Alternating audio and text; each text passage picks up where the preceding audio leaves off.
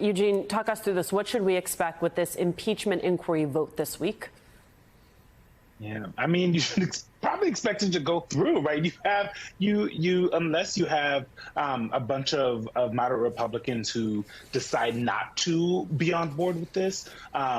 And that's a possibility because a lot of them that are on the front lines, that are on these Biden districts, the districts that the president won in 2020, and they're always very concerned about their seats.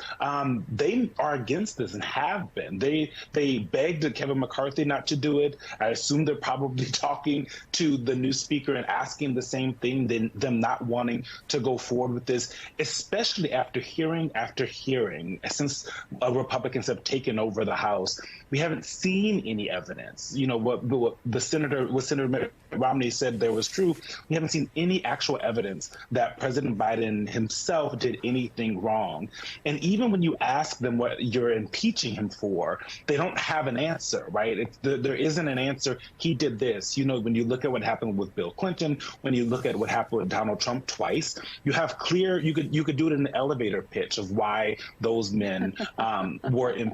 They don't have that right now with President Biden, but that doesn't seem to matter whatsoever.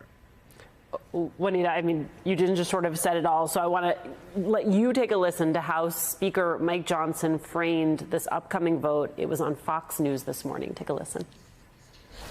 I would say we're the rule of law team, and we have to be very deliberate and careful about that. I've said several times, and it's true, that next to the declaration of war, I think impeachment is probably the heaviest power that the Congress has, the House specifically, under the Constitution.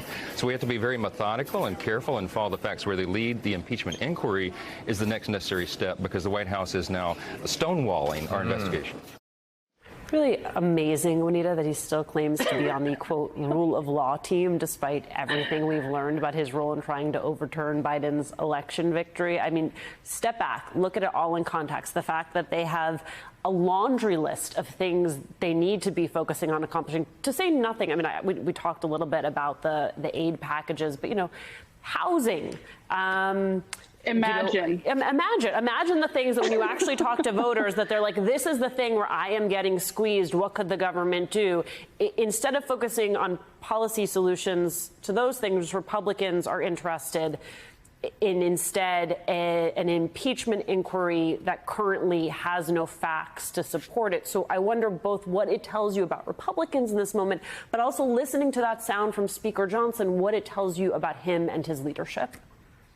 Well, Republicans never had any intention of governing, Alicia, point blank. And that's yet again evidenced by their decision to focus on lobbing these attacks at President Biden with no evidence, but still trying to force it through because that's the red meat that they assume Trump's base wants to see. That's the red meat that they're trying to appeal to GOP primary voters so they don't face primaries in 2024. That's their objective here, survival, not governing, not delivering anything for the people. As you mentioned, things like housing, cutting costs, preserving our basic rights. Like, these are priorities for the voters. And if any voter was confused about where Republicans stand on any of this, here's your evidence. Because how they end 2023 is how they're going to run all through 2024. And it is going to be an absolute useless mess for this country because they're not addressing anything of substance that the voters or the world needs. And in terms of Mike Johnson, that was word salad. That was a non-answer. He didn't say anything. And I think that is yet